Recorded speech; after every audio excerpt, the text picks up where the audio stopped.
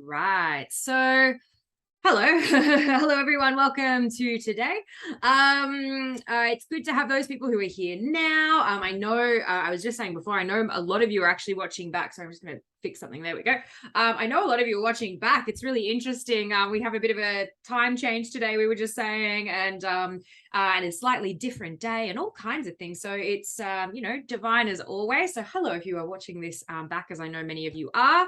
We are here today to talk about money mastery, or we're here for the Money Mastery Masterclass. So to create the impact, income, and independence that you both desire and you deserve. All right.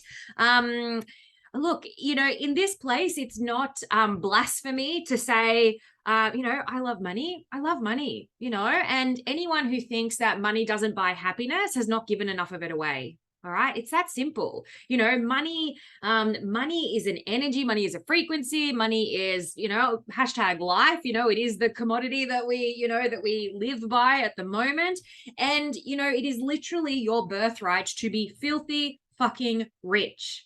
All right. Absolutely, wholeheartedly, hands down.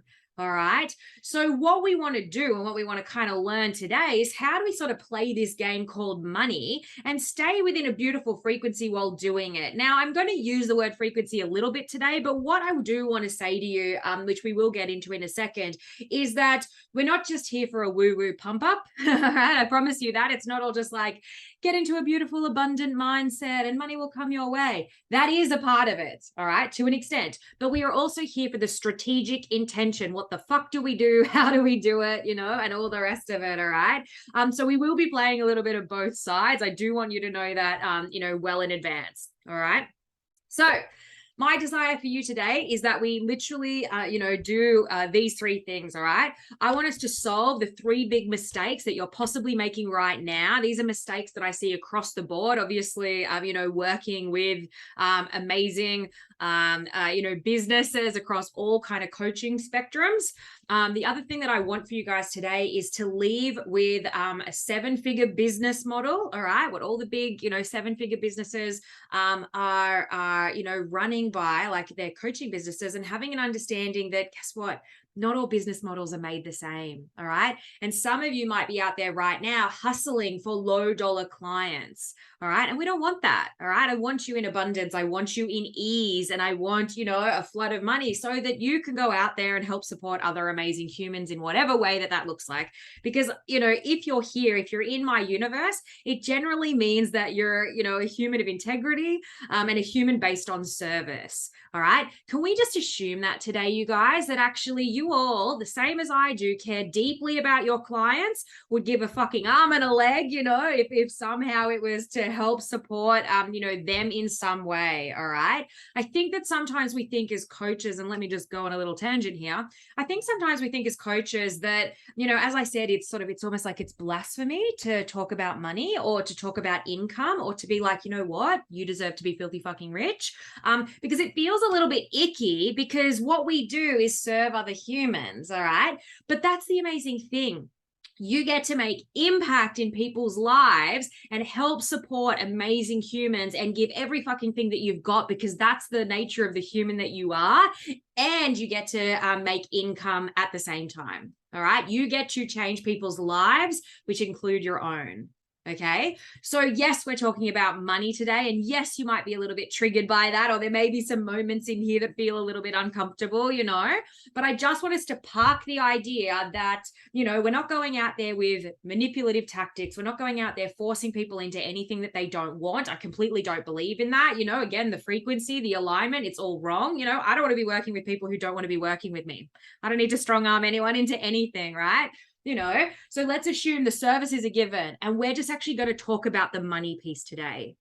All right. Because sometimes that's not the given. All righty. So we're going to leave with a business model that helps support that. And we're also going to temperature check your business to sort of see where it's at right now. And maybe some areas that could use a little bit of love that's actually going to help support you. So it's never to, sort of shame in any way, but we want to temperature check our businesses all the time. And the way that I always look at it is it's just data. Like it's just data, it's just business data. And we need to be able to put on our operation hat sometimes, operational manager's hat sometimes, and to actually just do the business stuff for the sake of the business, all right, without it meaning anything greater about you or your worthiness or your enoughism, or that, or wronging you, as if there's something, if there's an area in your business that needs a little bit of work, it doesn't mean you're doing anything wrong. All right. It just means like, oh, okay, actually, to get to that next level that I want, maybe I need to look at or work on, this. All righty. So they're the three things that I want for you today. Now, to get the most out of today, I want to give you these sort of three things. All right. I would say have a pen and paper out, so that if there are, pieces, obviously, that we say, like, I want you to like steal, like pilfer, right? Like all of the juiciness that you get from today, so that you have a lot of amazing action steps that you can take away and obviously action, within your own business and life right now. All right. So to do that, you need to have a pen and paper out.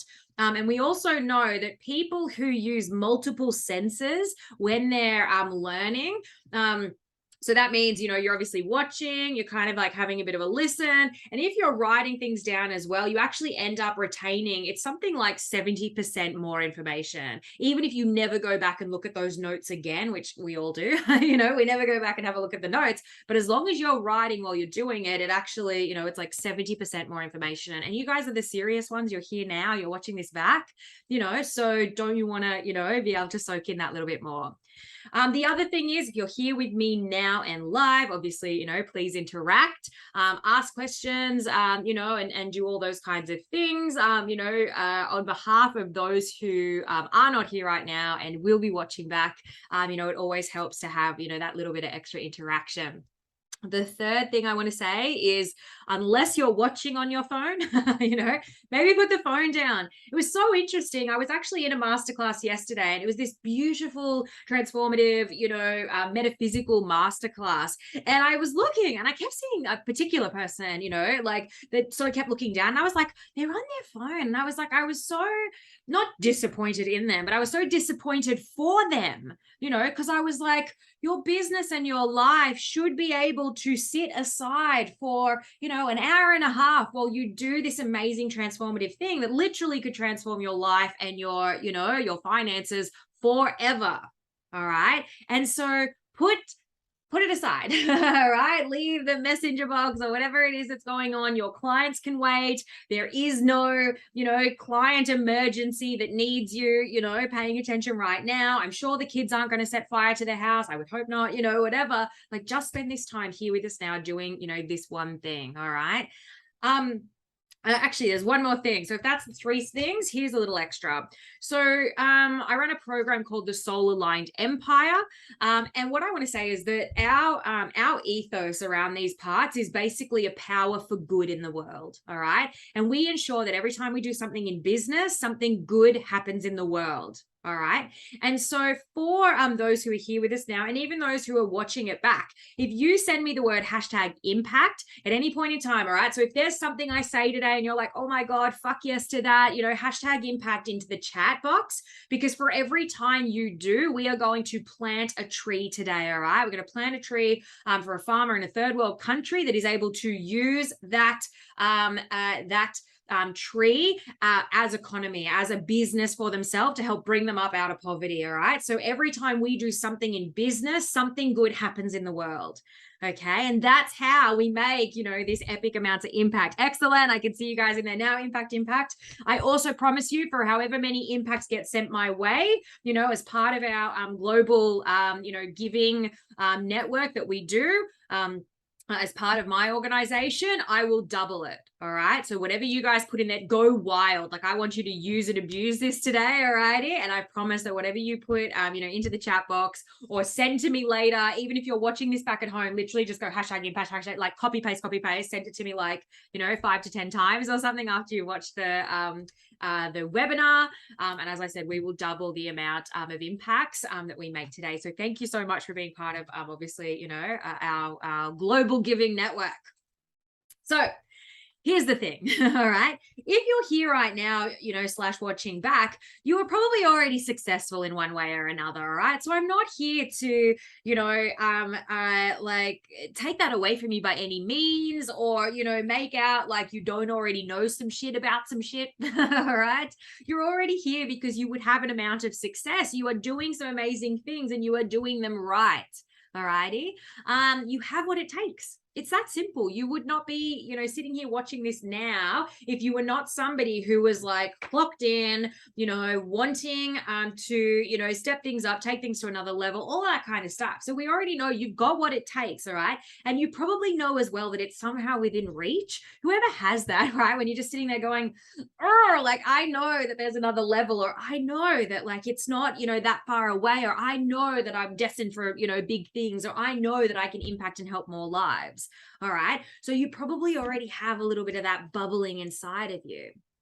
But what we know to be true, the problem is that what got you maybe to $10,000 months is not what's going to get you to $20,000 months. And it's not what's going to get you to 50K months and beyond. All right.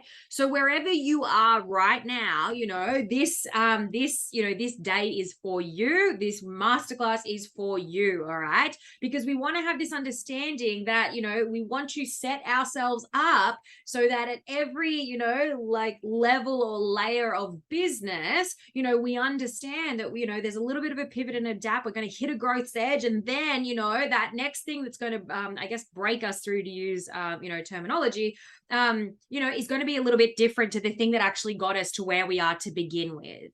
All right. So if you're sitting there with an amazing amount of success, good on you. You're awesome, but you may need to now tweak some things. That's just growing and scaling a business, right? To get you to those next levels. All right. So this may be you as well. You may be feeling stressed out, burnt out, overwhelmed. You may be spending all of your dollars to make all your dollars, or maybe you've hit a time ceiling, like you've got no more hours in the day, you're trading too much one-on-one time for money, that kind of thing. Maybe you've hit an energy ceiling where you're like, oh my gosh, like I'm exhausted. How am I meant to scale a business, or, bring on more people or train up a team or any of those sorts of things when I already am so, whatever, like I've got no energy left at the end of the day. All right. Or maybe you've hit an income ceiling. All right. Have you ever had that where you're sort of like, you gain a client and then you lose a client, you gain, 3 more clients, then you lose 2 clients or something like that. And so it just feels like you're kind of clunking along in the end. So maybe you've hit an income ceiling where what it is that you're doing now is either no longer working, or it's working, but you're not actually getting any further ahead. And sometimes as well, like a little side note, we're going to learn a little bit about sort of money mindset later today. But sometimes we accidentally, unconsciously block ourselves from growth, because if we're already a little bit burnt out and overwhelmed, and we're like, oh my God, I've got no time in the day. And then we sort of like, we're maybe talking to a potential new client and they're picking up on these things because we sometimes accidentally block ourselves, which seems so weird, like counterintuitive, right, you guys, where it's like, why wouldn't I want to bring in more money? Because sometimes more money means more responsibility. And if we have a time ceiling, energy ceiling, income ceiling, the idea of bringing in more money and that therefore equaling responsibility, it can almost feel like, oh my God. And so we may end up, cock blocking ourselves a little bit, right? From actually scaling. And so we need to adapt some things at the level we are now so that we can then, maybe buy back some freedom and time and energy so that we can then, scale to that next level. All right. So basically just do a bit of a temperature check with yourself now and see, where it is that you're at and what it all means. So for those who don't know me, I think most of the people who are, here and watching this particular replay, you know me well enough by now, I guess. But let's give you a little bit of information anyway. So who am I? Look, I'm a multimodality health professional. That's kind of the boring stuff. What it actually means is that, if you can think about anything in the health, wellness, nutrition, fitness, NLP, hypno, this and that space, I probably have a qualification in it.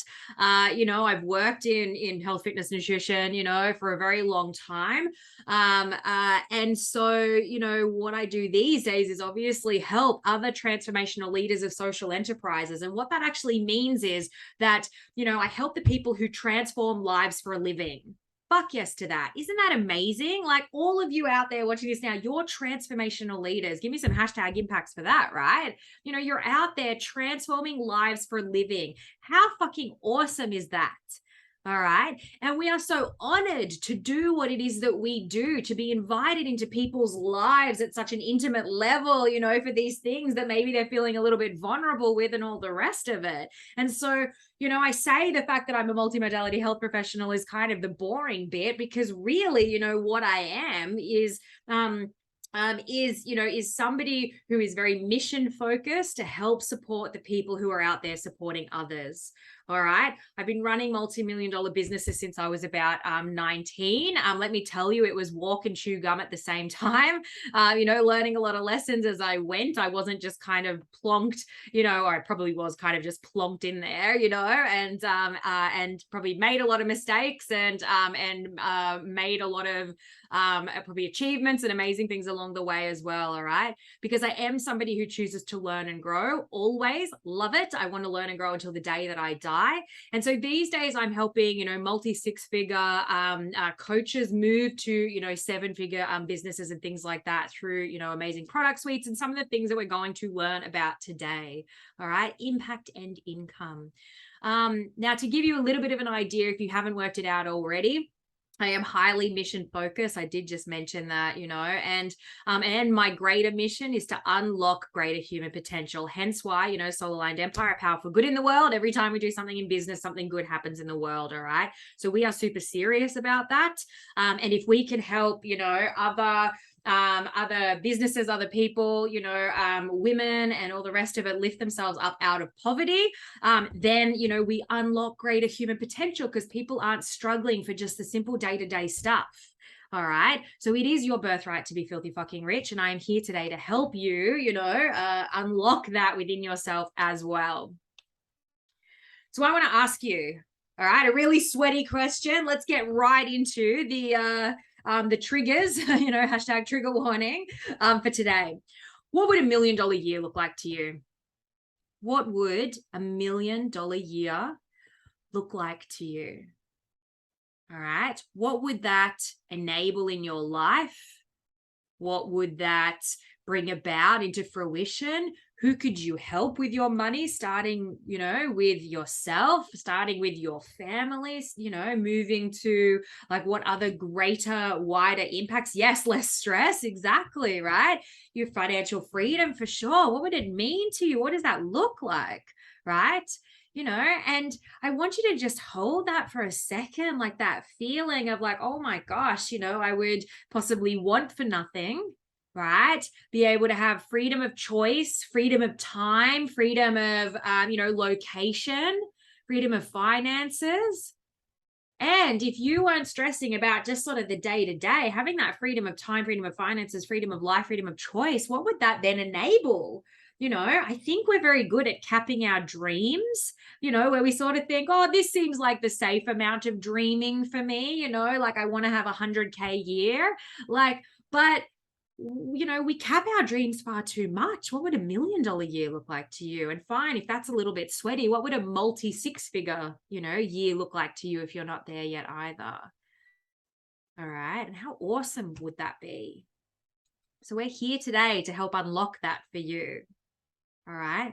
And I want to start with this. Okay. So the three big mistakes that I see, you know, mostly across, you know, many coaching, you know, health, fitness, nutrition, NLP, hypno, you know, businesses. All righty. Let's get into the juice. Number one. All right. The number one mistake that I see is your money blueprint is off. All right. Your money blueprint is off. All right. And what does that mean? It means how you're showing up around money, how you're thinking about it, what you believe to be true about money and the people who have it or don't. You know, even perhaps the way that you're showing up in business, only because you might not know any better, you know, that not all business models are made the same. I'm going to keep repeating that to you today, you know, again and again and again. All right. So your money blueprint is off and it's not your fault. All right. Let's just put that here to begin with. All right. So what's the solution to that? We need to fix your relationship with money at all levels first. Okay. And we're going to dive a little bit deeper into that today. But that's the idea. We have to fix your relationship with money, because you could be unconsciously blocking yourself, which again seems to make no sense. We're like, why would I block more money coming my way? But if you've got some, belief like money doesn't grow on trees, or, oh, all the people who have money, like those rich folk, aren't they, a bunch of like assholes or something like that, or they're probably, scamming people or whatever it is. There could be some underlying, beliefs going on that are actually blocking you from growing. And we're going to actually look at the 4 hidden mental barriers as well. And one of them really related to me, when I was going on my journey. So we're going to get into that. All right. I'm going to take these a little bit deeper in a second. So the number 2 mistake that I see is that your systems are all wrong. All right. They might not be all wrong for right now, but they could be all wrong for big money, honey. All right. So your systems, and your business model, it needs an upgrade. All right. For stackable wealth creation. Okay. So we don't want to just think about the week to week, which then sometimes keeps us just plodding along like this. We want to start thinking about how can we actually stack dollars on dollars? How can we turn, a X dollar client into a, this dollar client? Or how can we serve at a higher level, that then suits the freedom of finances, the less stress, the wealth, the impact that you actually want to make, the field you want to play on. All righty. And the third mistake that we see is there is a frequency piece at play, all right? And there could be a frequency mismatch going on, all right? A disconnect from the outcome. That's the solution. You have to disconnect from the outcome. All right. So going into a sales process, let me just put this here for a second. Sometimes, going into a sales process, people can kind of smell the desperation on us, to be honest with you. So if we're there and we're like, hi guys, like buy my shit, or like, we're having this conversation and we're like, oh my God, yeah, like it's so good. And we go into convince mode, we're like, oh my God, and you get this, and then you get that, and then you get this other thing, and it's going to be really awesome. And I swear to God, it's not really that expensive. We're already talking somebody out of a sale, and they can feel the kind of strange frequency dynamic that's going on, because we might be a little bit desperate for the money. And the thing is that may be true. You might be sitting there right now going, well, fuck, I actually do need the money right now, and that's okay. That can be true. But we still have to be able to, take a breath and disconnect from the outcome, because the people who are meant to be in our realm, will be anyway. And we don't need to convince them, or freebie all over them kind of thing, like to call them in. All righty. So we must solve things at these 3 levels. All right. This is what we are covering today. All right. They're the mistakes. And now we're going to jump into like how we can take those to a deeper level and solve these 3 things. All right. On these 3 levels. Okay. So I always say, actually as part of my program as well, we work at these 3 levels to begin with. All right. It's strategically, because we might need some upgrades in our business knowledge, in our business model, in how we're showing up, in what we're doing, some tweaks to the formula, going from, getting people, like getting leads, in the pipeline to, having a conversation with them, to getting them into some kind of offer, to then moving them through like our product suite or whatever. Strategically, we might need some upgrades.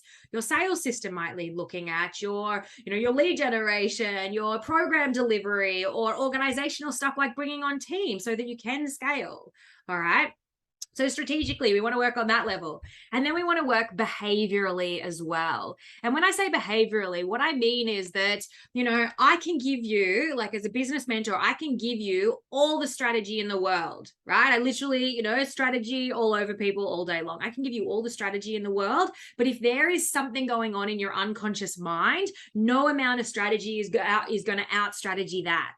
All right. If you've got poor money beliefs, or you grew up poor, right? And so now you're used to struggle. And so that is your current perception of money. And it feels a bit sweaty for you to think, oh my God, I get to be filthy fucking rich. And I can say that without being an evil person, who must be manipulative, or, all that kind of stuff, right?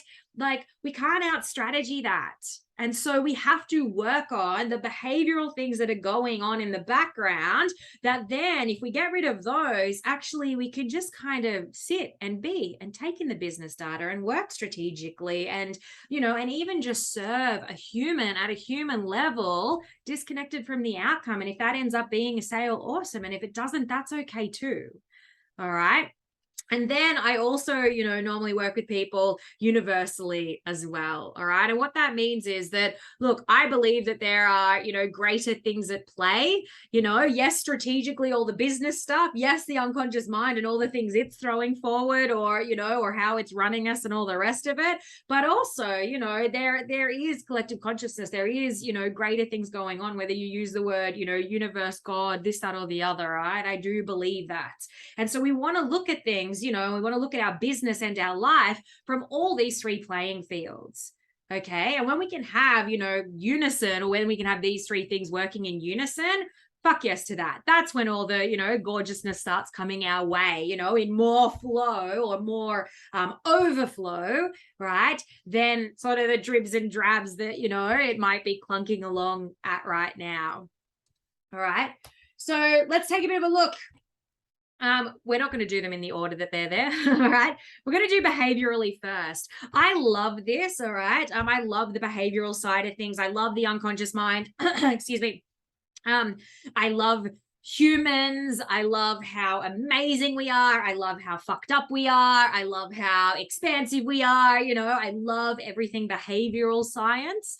But what I want to let you know is, yes, although this is a, big juicy part, like I just said, because I can give you all the strategy in the world, but if there's things going on in your unconscious mind, I can't, we have to out strategy that first, right? But what I do want to say is, obviously stick around, because we are going to give you the juicy business strategy pieces as well. We're going to give you all three of those things: behaviorally, strategically, which is next, and then a little touch on universally today as well. All righty. So let's start with the behavioral piece. So the problem is, that is these two things, all right, is blocks and beliefs. All right. There is a game going on between our conscious mind and our unconscious mind. And the really funny and interesting thing is that we think our conscious mind runs the show, and it doesn't. All right. Our unconscious mind is actually the one running the show in the background, and it's based on a couple of these things, which is blocks and beliefs. The blocks that we may be having that we don't even realize we have, they might be just sitting there in the unconscious mind, right? And also our beliefs. And so if we can, consciously bring some of those things forward from the unconscious mind to the conscious mind, then obviously we can start to heal whatever it is that's going on and be mindful of it when we're making decisions and things like that. Now, you see that I'm moving around for a second, because I actually think, I was just thinking, I was recently teaching something. I will just show you this image. Can you guys see that? So this was for something else I was teaching recently, called the drama triangle, which is a really interesting piece on, who we show up as when we're in a bit of drama, when we're in the shit. All right.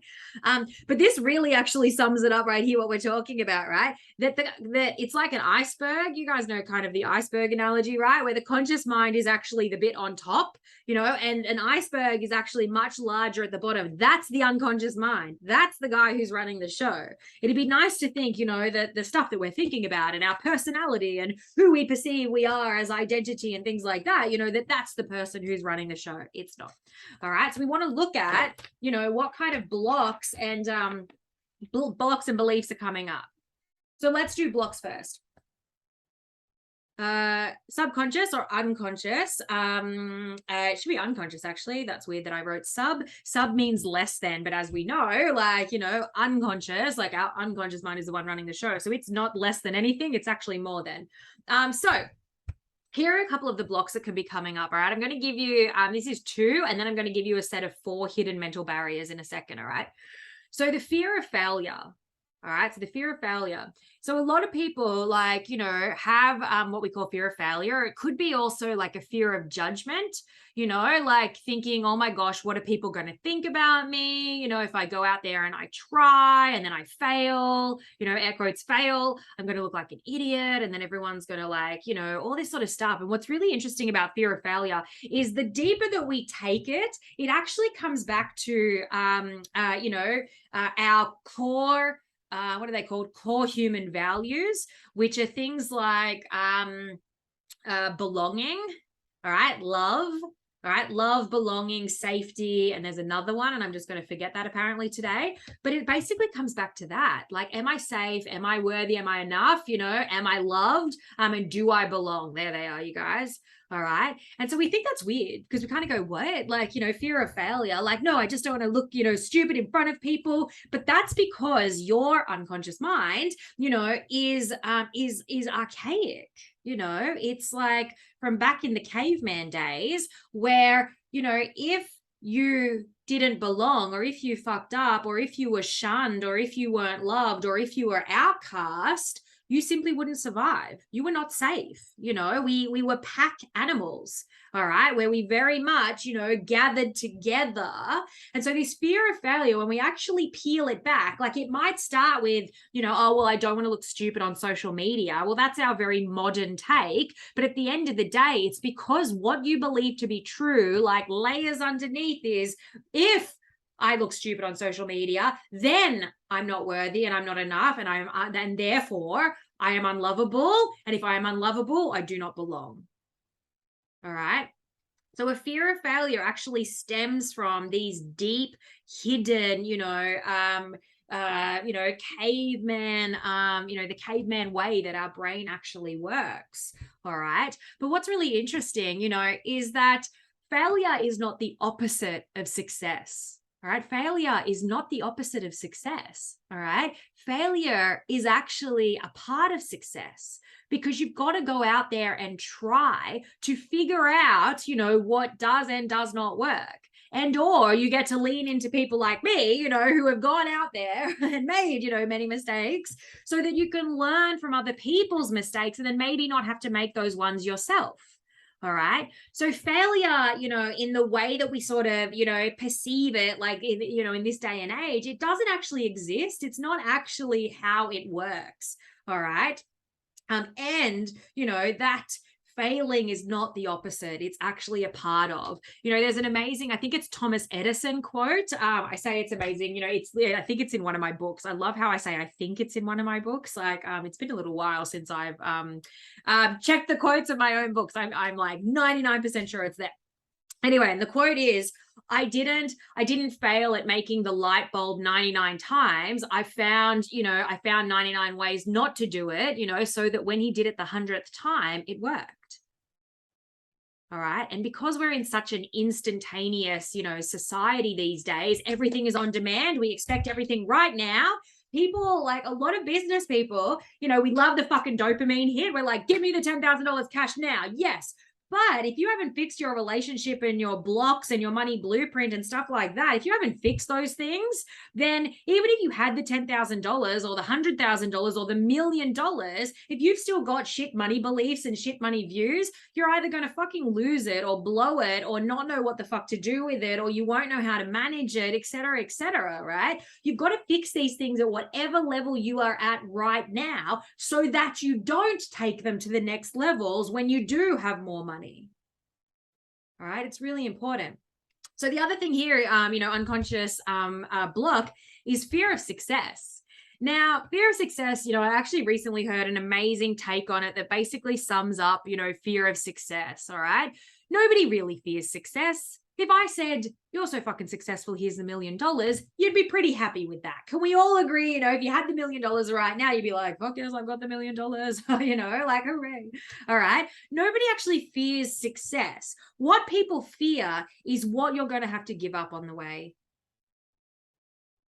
All right, that's what you're actually fearing when it comes to fear of success. It's, what am I going to have to give up along the way? Am I going to have to give up bullshit excuses and my own beliefs? Am I going to have to give up, wasting my time on things that don't matter and, like scrolling away and, like judging other people and, different things like that? Like, am I going to have to give up something, I actually had to give up along the way myself was actually even having particular money conversations with people in my own family. All right, because their beliefs around money, or their perceptions and stuff like that were no longer aligned with mine. And to keep myself in a beautiful state and in a frame of abundance, and keeping my frequency high so that I could hold that energy for the people who rely on me to hold the belief in them, I had to stop having some of these conversations, because I was like, that's not actually what I believe to be, true about money. That's not what I believe to be true about life. And so, I love these humans. These are my family. It's not that I don't love them by any means. It's just like there are particular conversations I will shut down, not rudely, but I will just round it up and I'll just be like, oh, okay, well, that's fair enough then, or whatever it might be, because it's not worth me having that conversation. That's something that I gave up. All right, to hold myself in the frequency and the state that I need to be in to show up on mission 24/7. All right, because there is nothing more important than your frequency.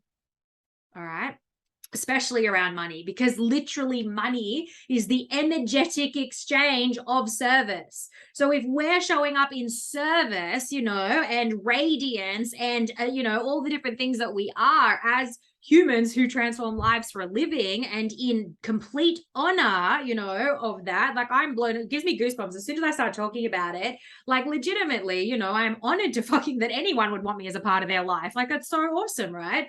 And so to keep ourselves in that state, in that abundance, like you sometimes you have to give up some things. So nobody actually fears success. All right. What they fear is the things that they're going to have to give up on the way. And to be honest with you, a lot of the time it's like bullshit blocks, it's bullshit stories, it's bullshit, mental things that we've decided to be true. It's stuff like that.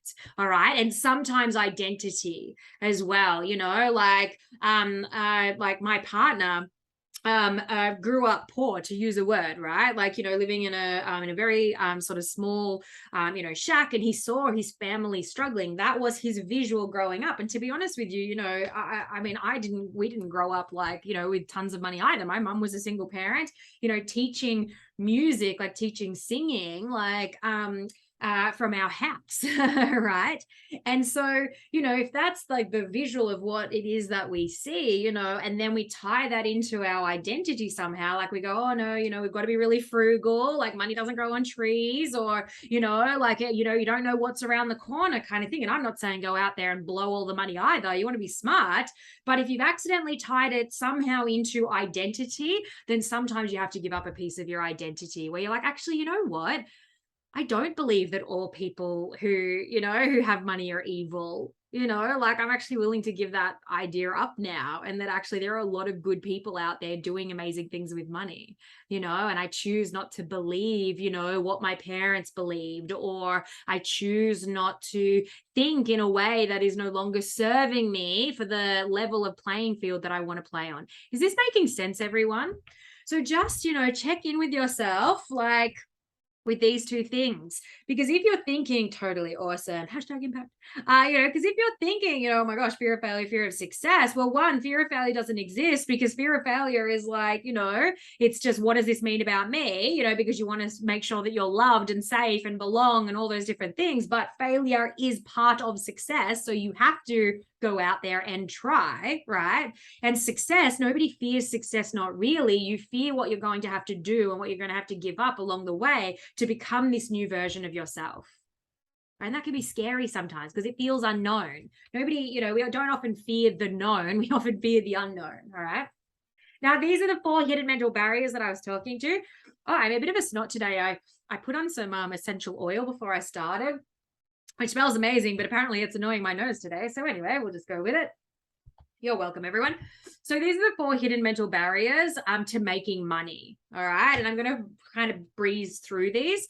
So these are 4 hidden mental barriers. You might not realize you have these, but now that we're going to talk about them, you might be like, holy fuck, like, yes, that. And when I first heard these, I was like, oh my God, that, like, I didn't realize until, like, you know, I heard these like this, and then I was like, oh my God, like, yes, that's true. All right. And we're going to get to the last one, which is the one that I just really connected with. So hidden mental barriers to making money: disloyalty and abandonment. All right.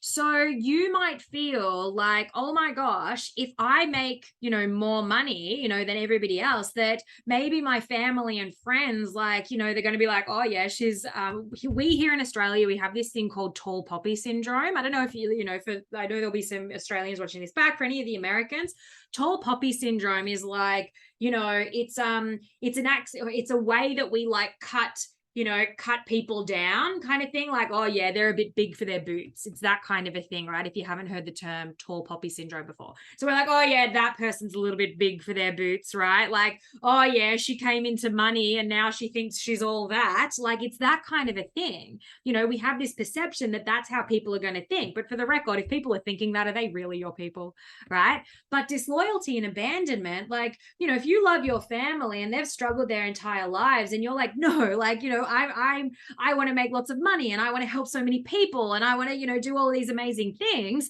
then, you know, you may feel like, oh my gosh, I'm going to feel like I'm being disloyal to them because, you know, I'm then not part of the pack. Because to be honest with you, us humans, because of the way our neurology and our makeup is, and this is behavioral science stuff, right, you guys?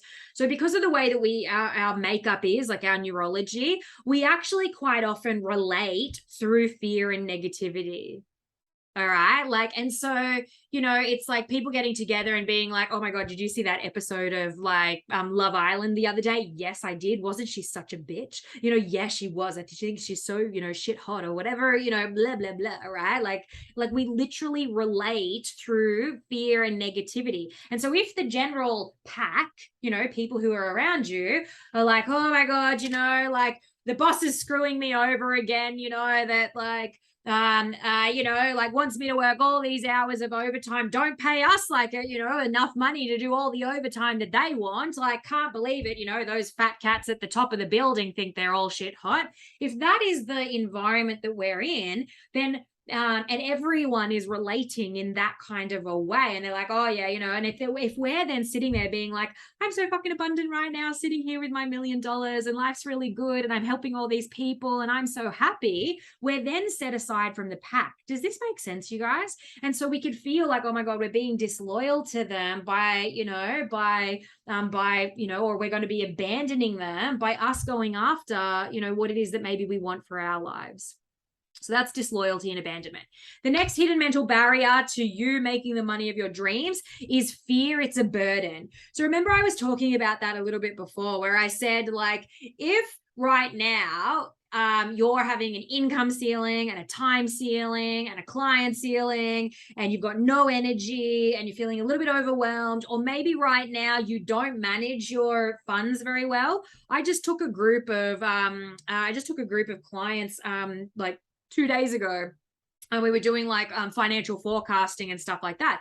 And it was so interesting to me how many of them were like fucking sweating, like as in triggered as fuck, because they were sitting there having to do these figures and really like work it out. And it really be like, this is, you know, this is my business expenditure. This is, you know, my personal expenditure, as in this is how much it costs me just to be me, you know, and then this is my client base, you know, this is the level that's at, you know, this is what I should be putting aside, you know, all those different bits and pieces, you know, and many of them were kind of like, we kind of call it sweaty, right? Where you're like a bit fucking triggered because you're like, oh my God, it's really fucking overwhelming. And, you know, and they're trying to figure out how to manage their money better and what things to get rid of. And it sounds like, wouldn't that be a good thing?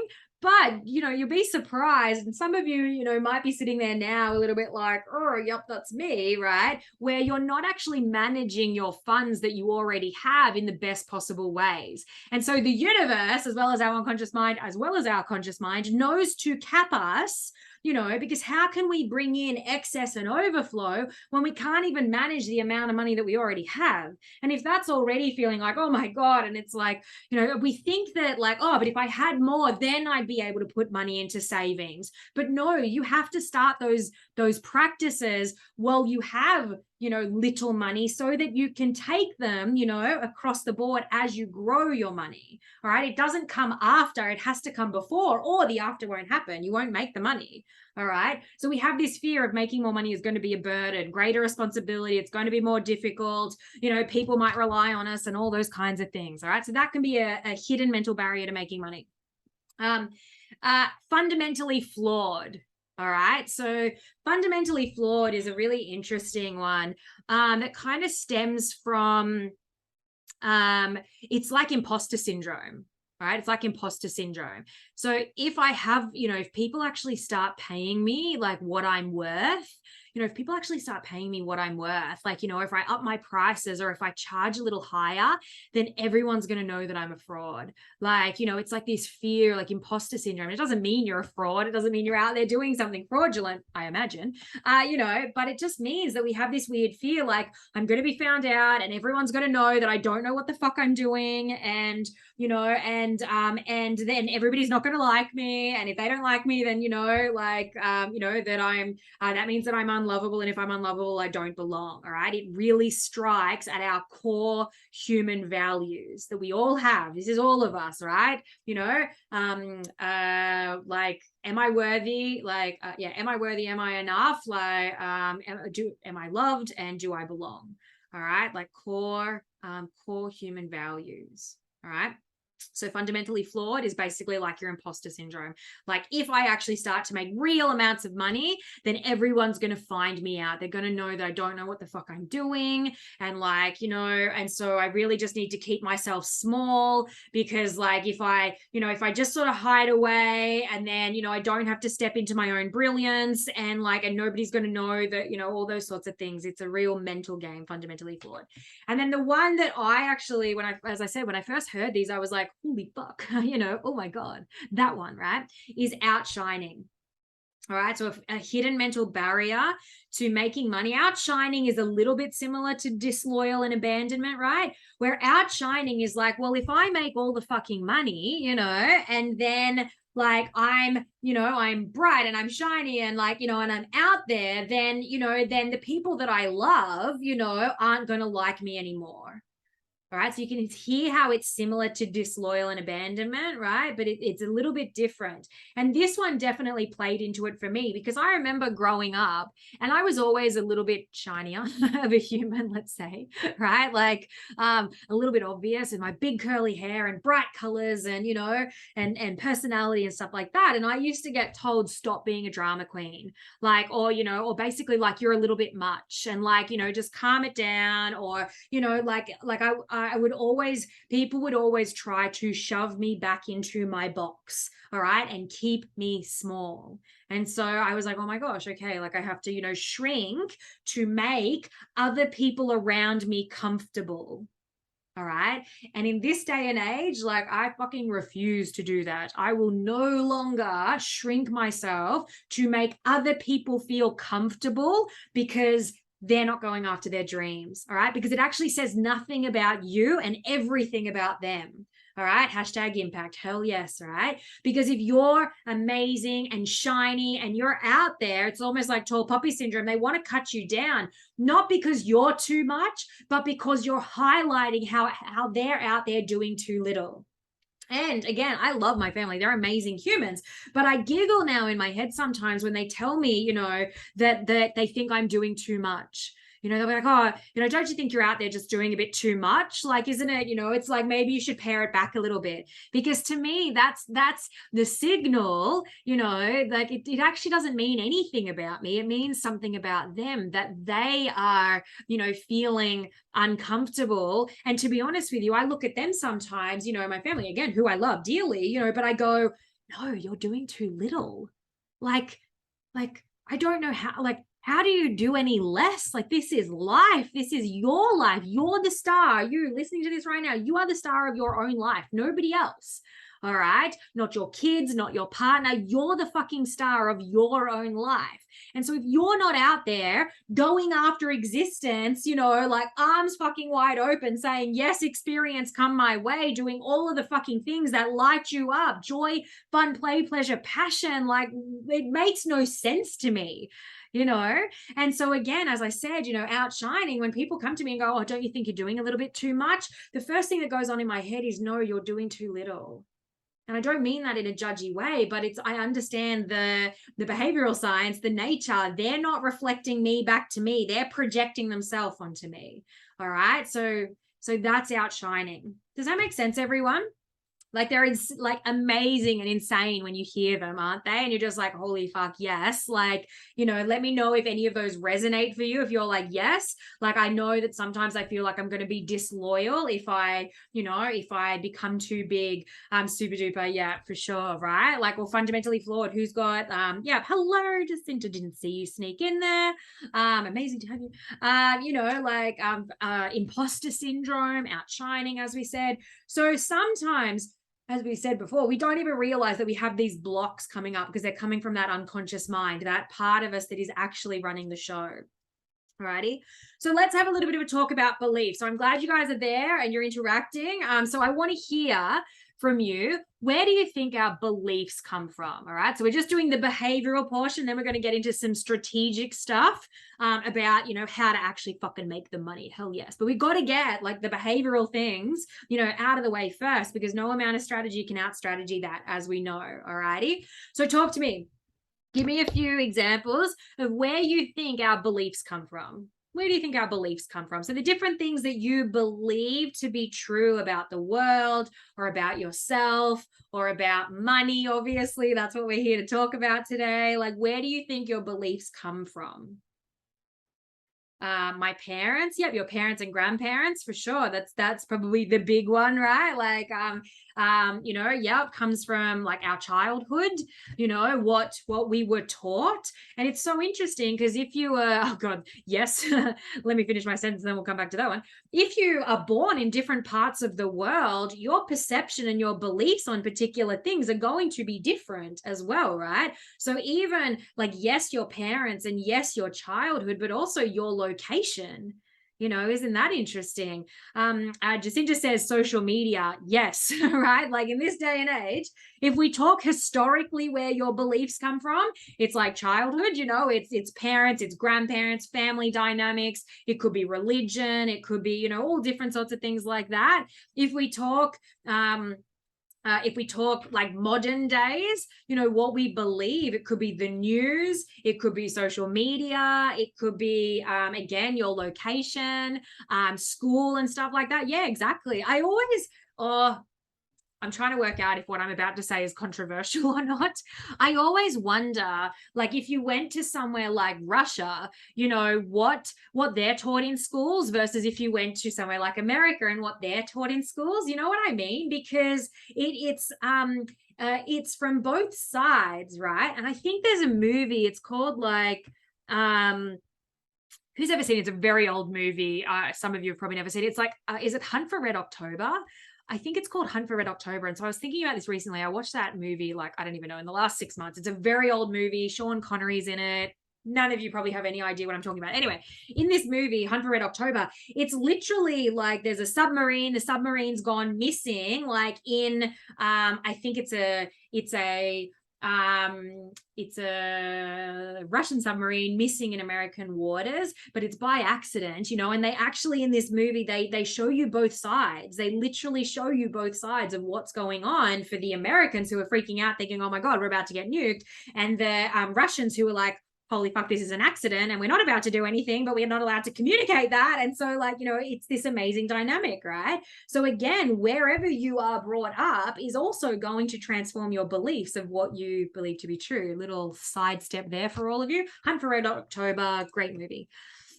So you're correct, all right? Your beliefs are formed from these kinds of places, all right? So your family, as you said, you know, your childhood, your parents, your grandparents, what they believe to be true, the time that they grew up. Like my grandma is still alive. She's like 90, I think 93, and so it's so interesting having conversations with her because she's been through it all. She's been through the plagues already. She's been through war, multiple wars. She's been, like grew up through the Great Depression and things like that. And so you can understand that her views across time and space might be very different to a modern day view sometimes, because of how she grew up. And so if those beliefs then, go down to my mum, and then my mum passed, all of those beliefs on to me, like, it's almost like we're stunted a little bit, like we're living, in the past, even though the time has moved on from then. Does that make sense, you guys? Like, so yeah, others, like other people that whoever your family and friendship dynamics were growing up, the environment, your country, your location within that country, part of the world, history, obviously, as we were just talking about, like country and things like that. Experiences and negativity bias. So I won't go deep into negativity bias today, but experiences, like it kind of comes into triggers, patterns, and reticular activating system, which is what is RAS.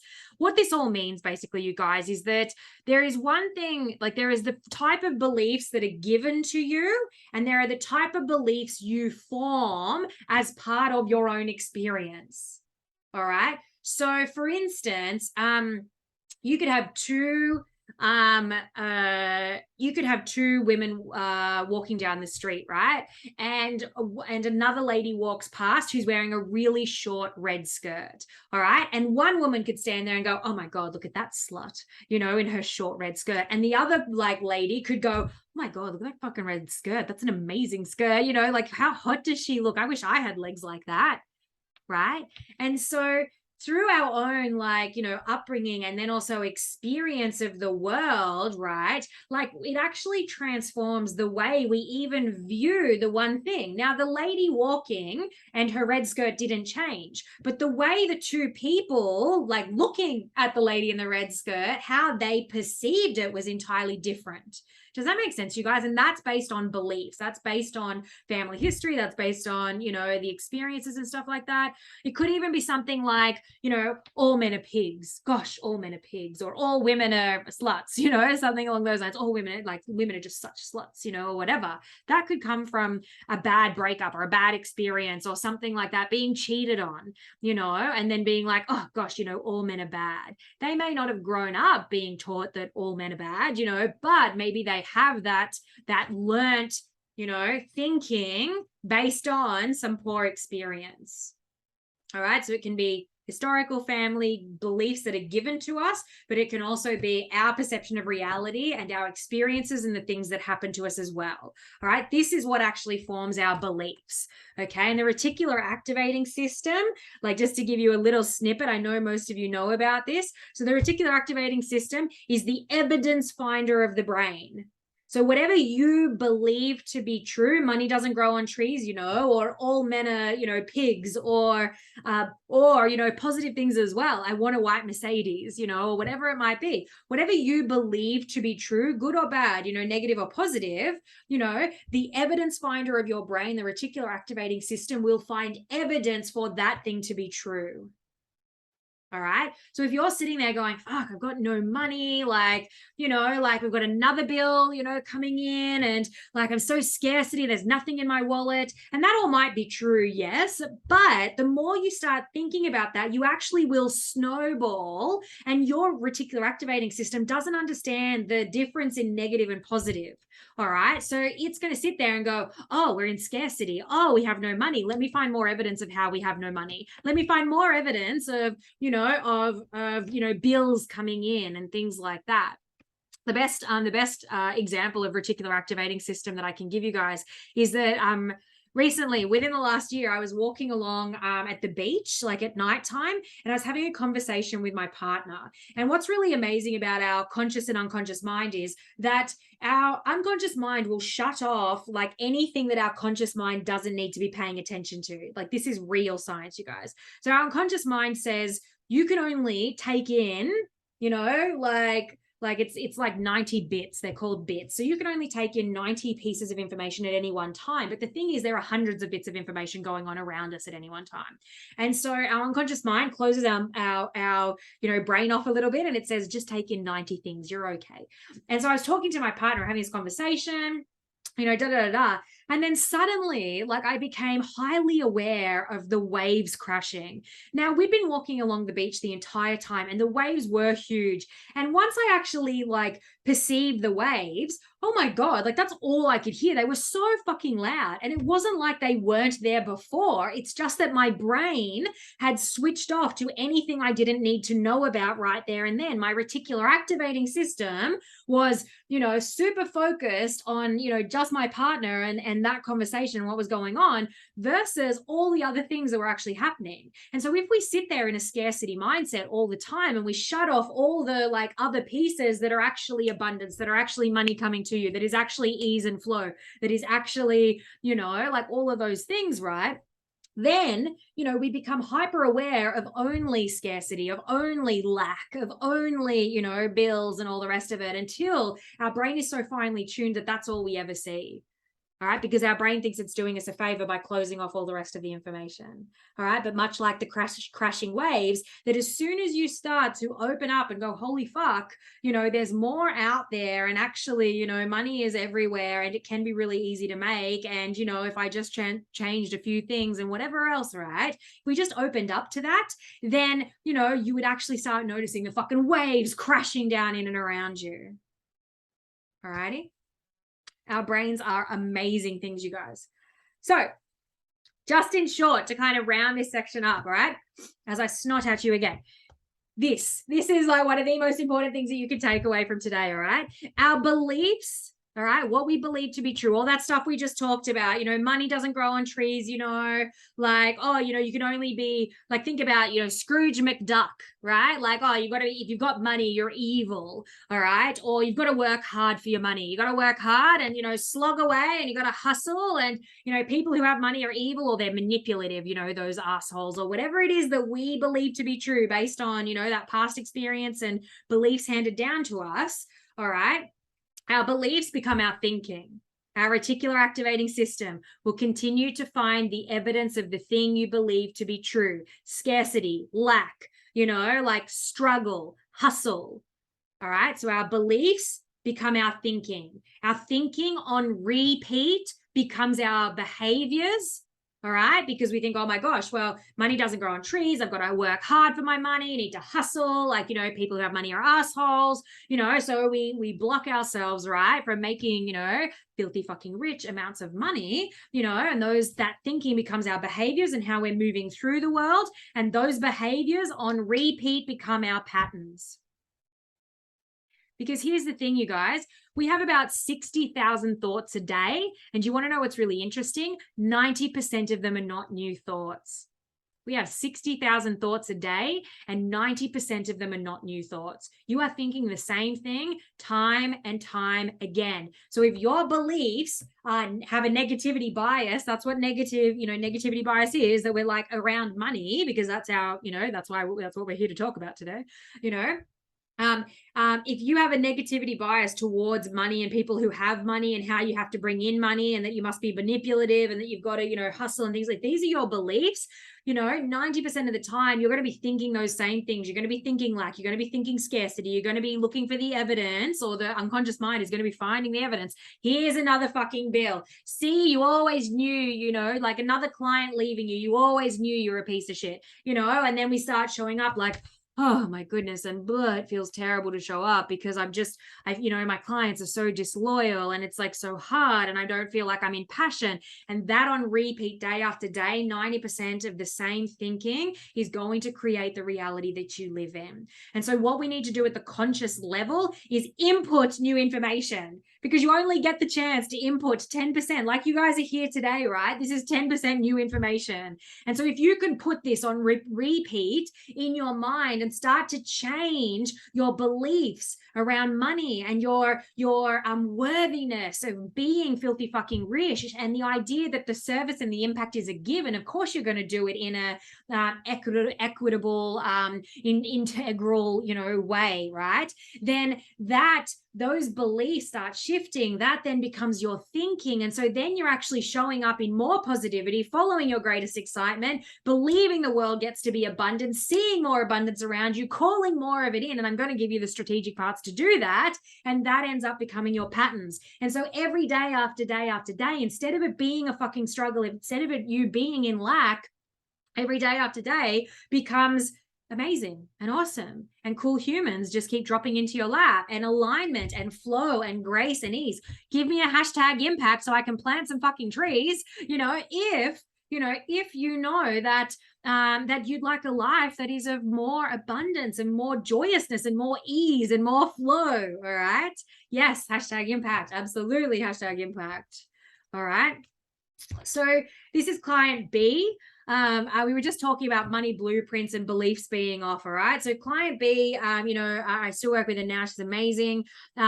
She had a lot of really triggered money stuff coming up for her, and we still catch the patterns showing up sometimes now, but she's unwound so many of them, so much from childhood and a lot from her parents. Very specifically, we were just naming her parents, so she has a lot of tough money beliefs. Her money blueprint was off. It was out of whack, right?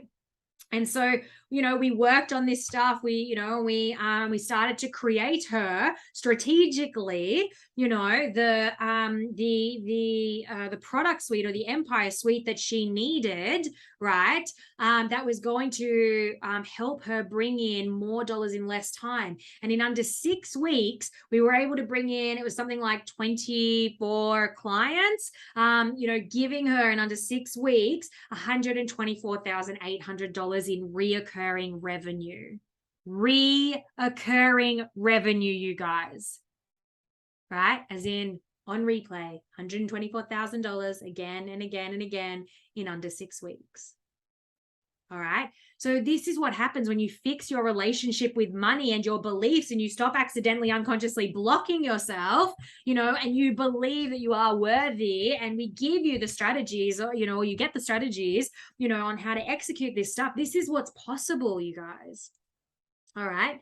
So I want us to do just a quick little activity. Ivy, if you can pop the link up, I'm going to give you a link that you can download now. If you're watching replay, we're going to send this out to you as well. All righty. And so you can actually download this. There it is. There's the link for you. This is just the workbook for today. We've got a couple of little activities that we're going to do as we go along. That was kind of the chunky bit, you guys. You've got this, all right? Because the belief portion is so important, I want to give you the strategy. We're jumping into that right now, all right? But no amount of strategy can out strategy if you've got some kind of, pattern on repeat coming forward from your unconscious mind. So it's so important that we fix that piece first, and then we're like, cool, now we got some room, like we did for client B. Now we've got some room to play with, the strategic part, because she's not blocking herself or procrastinating on taking action, or beating herself up because she didn't do the right thing, or all that sort of, or imposter syndrome, or, ruminating too much on thinking and things like that. So download this. Let me know when you've got it. Let me know when you've downloaded it. You can either print it up or pop it into some sort of editable, sounds like edible software is the word that I'm after. And what you've got there, you guys, is a diagnostic, all right? This is called the Empire model. We use this in the Soul Aligned Empire, and I wanted to bring it here for you guys today. I'm giving you the fucking juice, all right? So you've got what's sitting there is called the Empire Wheel. All right. It looks like this, but a little bit different. It's got, you know, some pieces for you to color in. All right. You're going to do a little bit of a diagnostic on yourself right now. All right. In these 3 areas. So what we know to be true is to build a soul aligned empire, to build out your business empire, you want to have these 3 things in alignment. All right. You, the business, the tribe, you, the business, the tribe. It's so important that they are, you know, equal as this, you know, as this, it's called a genius model, this graphic shows. All right. Because what we see happen far too often in business is that, you know, you, all right, become a martyr to your tribe, the sacrificial lamb, you know, that you're not looking after yourself. You're probably burnt out and exhausted. Maybe you're not charging what you're worth. You know, you're sort of struggling day to day, like your frequency's maybe feeling a little bit flat, you know, and a client wants to change or they want to do this or that, and you're very agreeable and all the different things. So we become this martyr to the tribe. All right. And when you become a martyr to the tribe, the other thing that happens is the business piece falls off. All right. But the business is its own, like the business is the asset. The business is its own entity and it needs to be looked after as such. All right. So these 3 things have to be in balance. You need to be looking after your mindset. All right. So things like this money mindset, knowing how you're showing up, the behavioral pieces around business, life, imposter syndrome, money, you know, all that kind of stuff. All right. You need to be looking after your frequency. Remember what I said before?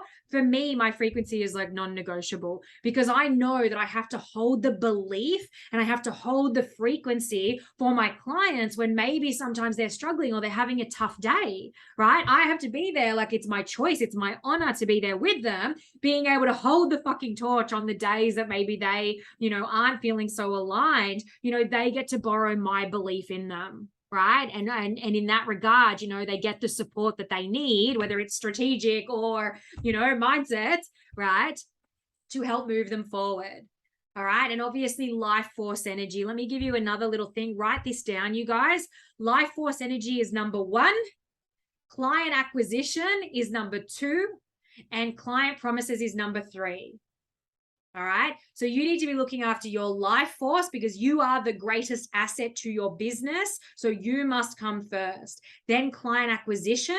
So bringing in new leads and dollars and doing the income producing activity is number 2. And then client promises. And normally what happens is number 1 and number 2 get completely crossed out. And all we do is number 3. Client promises, showing up for the clients that we already have, you know, becoming a martyr to the tribe. Does that make sense, everyone? You portion. In terms of the business, all right, you want to make sure that, you know, you've got the systems, strategies, support, and structures in place, all right, that look after the business as its own entity, because it is, all right. And if you aren't charging your worth and you're becoming a sacrificial lamb to the tribe, then the business starts to suffer and you're maybe not making enough money. And if you're not making enough money in the business and you're not protecting the dollars of the business by having things like direct debit systems in place as a bare minimum, then you're not protecting the business asset, which means the business could go under. And if the business goes under, then you don't have the business and neither does the tribe. So sacrificing yourself to the tribe doesn't actually work when there is no business for the tribe to actually come into any longer. All right, so these 3 things need to be aligned. Systems in place to help support you along the way, you know, potentially bringing on some team and having the strategies that are there to help you scale and grow.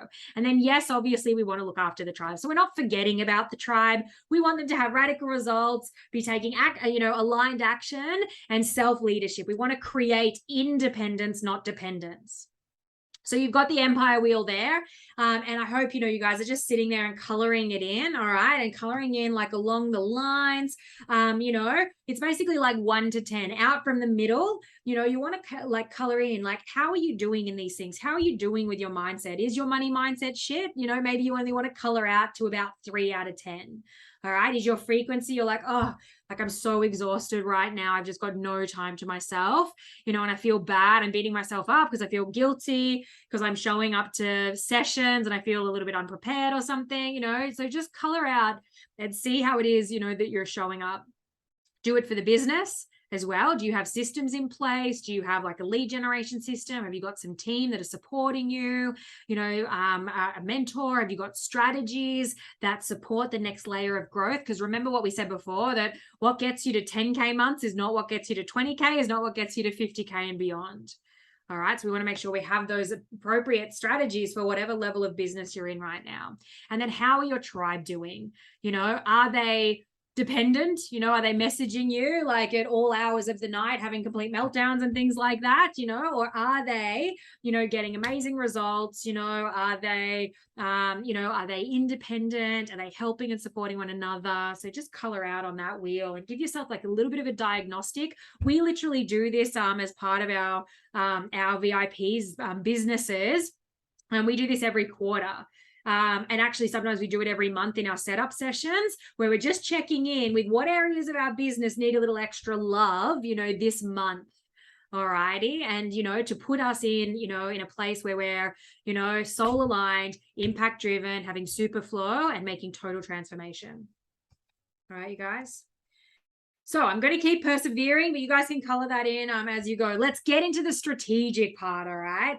Because yes, we're just going to assume we're working through those money beliefs now. And if if you're still feeling stuck and you've still got imposter syndrome coming up and things like that, look, reach out to me afterwards, like, you know, to let's have that conversation, because we're all really different and individual, you know, and so your flavor of hidden mental barrier that's showing up might be a little bit different to mine or whatever. You know, we want to get some like awareness is the first step, right? But then we want to put some strategies in place for you to move past those, behavioral things that are showing up for you as well. All right. So let's have a bit of a conversation about strategic. Excuse me. So I've said this a few times today already. You can see my nose is red, right? This stuff, this essential oil, it smells amazing, but oh my goodness. So look, not all business models are made the same.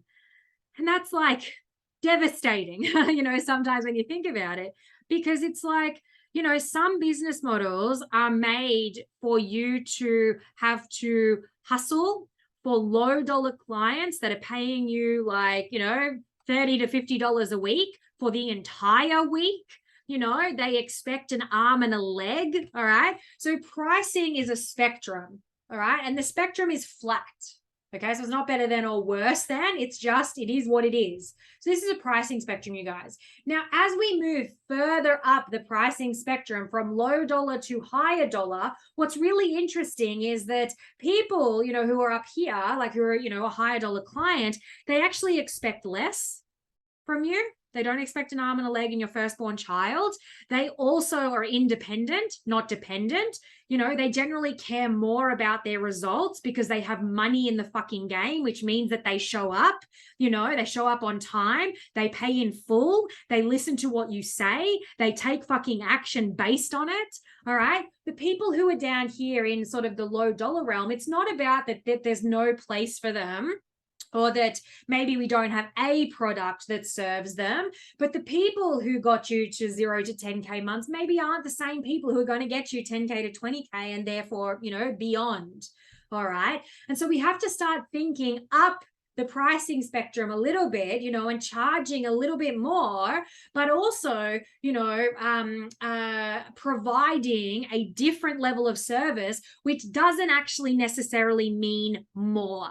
All right. We think that, oh my gosh, we're going to have to overgive now because we're charging more, but that's just your sneaky not enoughism and non-worthiness showing up, your imposter syndrome. But that's actually not how it works, which is kind of really funny, right? You know, because we think, oh, the more we charge, you know, that like we're going to have to give, and I'm already fucking exhausted at the level that I'm at. That's because you're hustling for low dollar clients. And it actually, you still have 24 hours in any day. You know, Bill Gates has 24 hours in his day. I've got 24 hours in my day. Elon Musk, I'm not obviously not putting myself in the same bracket as those people, lol, you know, but Elon Musk's and things like that, they all have 24 hours in their day, and yet somehow they have the master key to stackable wealth. All right. And let me tell you, it's not charging $50 a week for a low dollar client. All right. That, you know, that may expect an arm and a leg. All righty. Not all business models are made the same. Now, I'm not here to blow up your entire business model as it stands right now. What I'm here to show you is a scalable model that either, yes, you can adopt instead, or you can implement as well as. All right. So maybe you have a service that sits here, but if you want stackable, scalable wealth, we also need to, and build out a part of your business model that is, kind of that next layer that is going to take you to your next financial layer as well, still while being able to serve, within alignment to humans. Is this making sense to the humans that you love working with? All righty, let me know if this is making sense. Hashtag impact. Let me have a sip of water. Talking very passionately today, you guys. My mentor, I have a mentor as well, because why the fuck wouldn't I? We all have mentors at all levels. My mentor always says to me, he's like, you need to have more difference in your voice. like talk slower and more calmly sometimes too. And I'm like, I don't know that I can. I feel like I'm a freight train. I have one level. We wake up in the morning and I talk to people like this because I'm very passionate. Awesome. Hashtag impact. You're still with me. Love that. Love that. So, 7-figure success model. All right. So look, even if you at the moment are working yourself towards 100K a year, you can still adopt this, 7-figure business model. All right. If you are already at 100K plus a year, you can still adopt this because this is going to get you to multi 6 figures. All right. And if you are already at multi 6 figures, this is your 7-figure business model. All right. We are giving it to you now so you can implement it sooner, which is going to help you basically quantum leap and bridge the gap between you and the money that you want to bring in. And we're going to fucking bring it in way faster.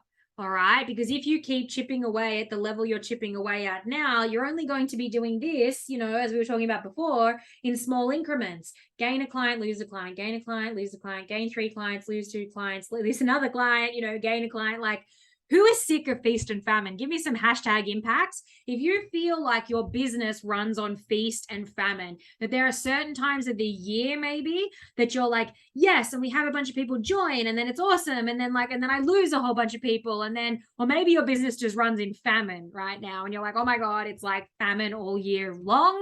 We're barely making ends meet. It is time to quantum leap you. All right. This business model is going to get you there.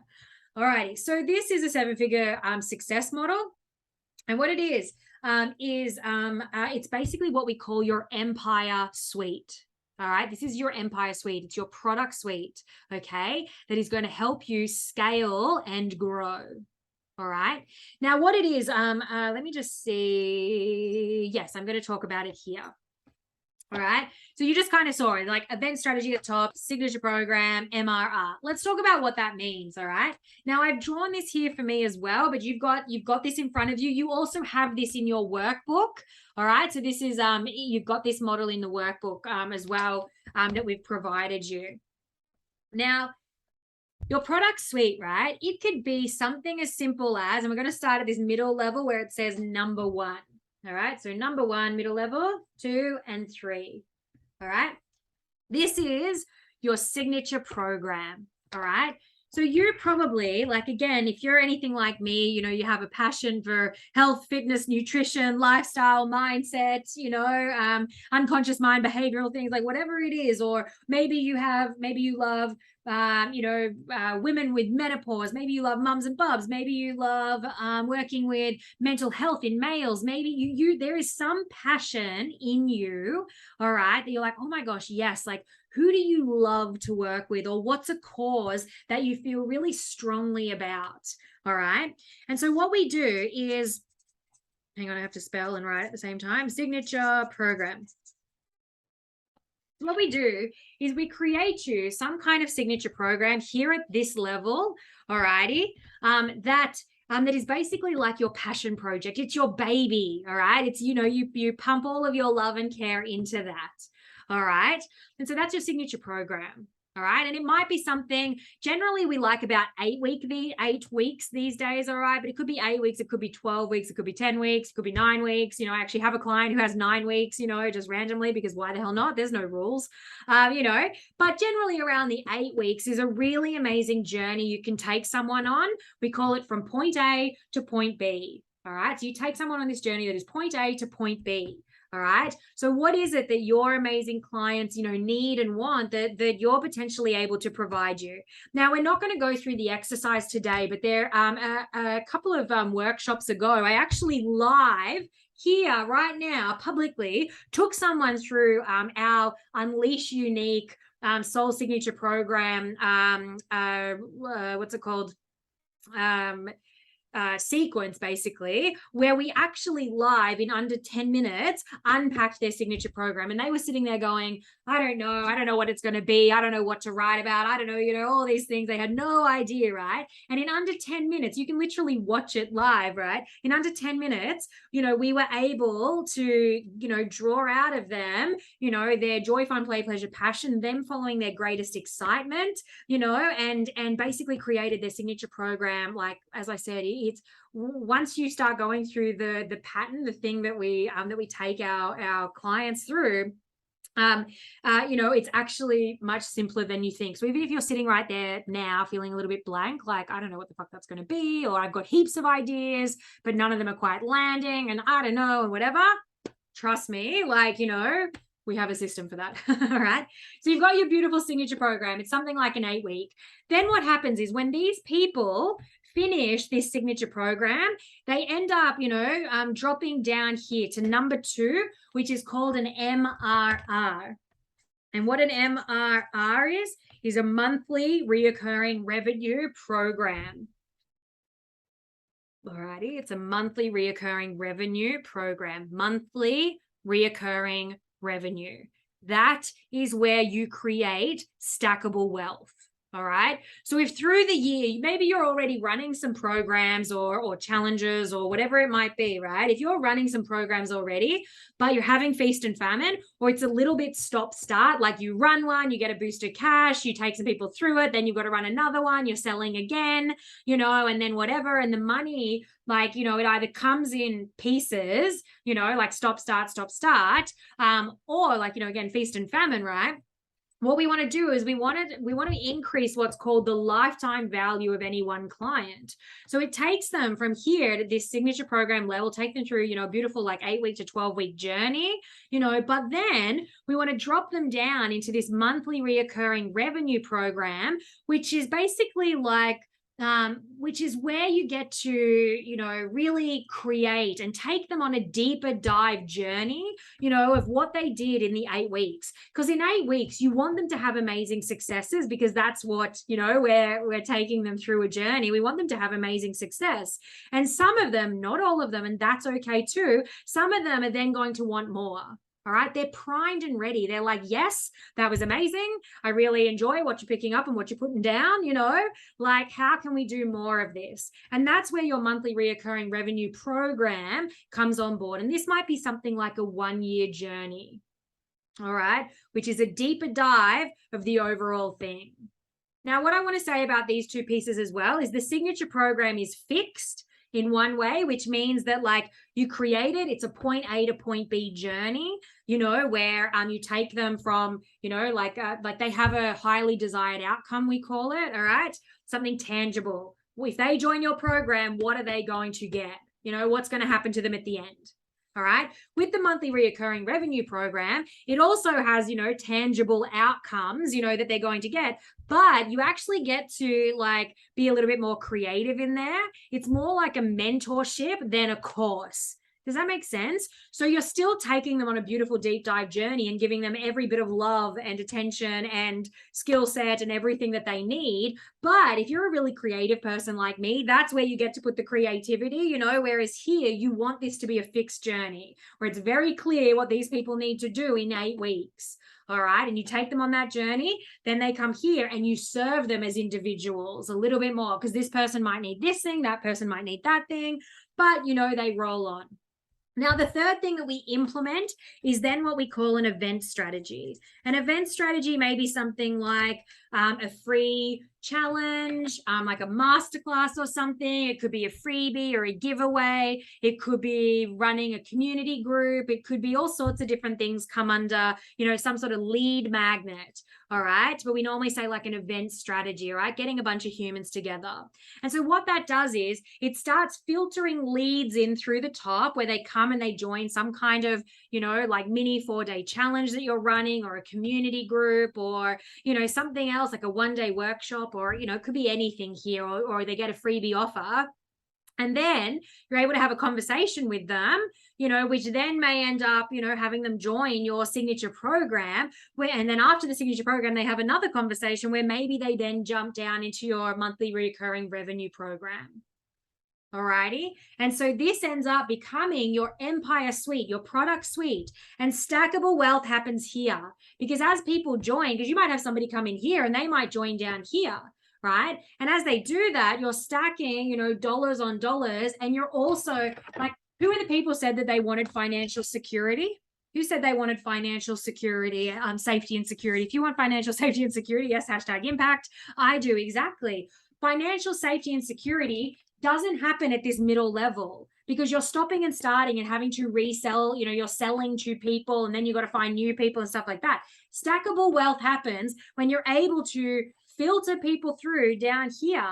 Imagine, you guys, knowing exactly what you've got coming in every single month for the next year, and that it's only going to grow from there, that we will continue to increase your monthly reoccurring revenue, stacking dollars on dollars, right, at this level, and then and that means that you actually, at any specific time, like some of you might be out there literally living week to week right now, or maybe you have a membership base and you kind of know what's coming in, but maybe it's not even enough, and people leave, and and as soon as they leave, that throws out any 1 week. Imagine if we could lock in your entire, pay packets across an entire year. And exactly what's coming in reoccurring revenue. You can plan holidays in advance. You can take time off. You can feel proper financial safety and security, because hustling for low dollar clients that, that may leave on any given week, if you are living week to week, you do not have financial safety and security. But if you're able to create an amazing, empire suite that facilitates a beautiful level of service, where you're able to serve someone across a, extended period of time, and you're able to bring new people in at that level, then you're going to be stacking your wealth. All right. This is a 7-figure or a multi-7-figure business strategy. All right. So wherever you are at, if you're, still trying to work towards 100K, or maybe you're going for a multi-6, or if you're working towards 7, this strategy works. All right. It's just about building it out for you. So as we just spoke about, I'm just going to touch on this quickly. So CLV or LVC, either way, is client lifetime value. All right. And what that means is, how do we turn a client that maybe is paying us, $1,000, let's say. So $1,000 for an 8-week signature program. How do we turn $1,000 client, into a $6,000 client? Maybe they're paying $100 a week to join the MRR. This is like low end stuff, you guys, right? So we go from having $1,000 client, and then we actually get them, and they come and join us in our MRR program, right? And that turns $1,000 client into a $6,000 client, or a $7,000 client for your year, if you actually, count that. Now imagine if you had 4 of those, right? You've just increased your, yearly intake, your yearly revenue. You've just increased it by like $35,000. All right, for having 4 clients. And I imagine you'll have more than 4 clients throughout any one year, but I'm just picking like that's small figures for you guys, right? Imagine if they were paying $5,000. Some of you have $5,000 signature programs. If they were paying $5,000 for a signature program, how do you turn a $5,000 client into a $25,000 a year client? All right, making them a $30,000 total client. Now, if any of you have seen some of my posts recently about some of my clients having, $25,000 sales days, or what was the other one? It was a $40,000 sales day. There was like all of this. This is what they're doing. You know, that they're stacking their wealth and transforming somebody who was maybe $1,000 client into a, you know, a $5,000 client, or a $5,000 client into a $25,000 client, and stuff like that. All right, you guys, this is how you do that. It's called the client lifetime value, because when somebody already kind of knows you and likes you, you know, they're more likely to, you know, buy from you again and stay, you know, stay in your realm. And that's perfect, you know, because they, you know, and if you're a person of integrity and service, you know, it's because they know, you know, what they're getting, and they know that they're going to be served at the highest all the time. All right. So it's really important to understand that we still want to be bringing in clients, you know, to the top of the funnel as well.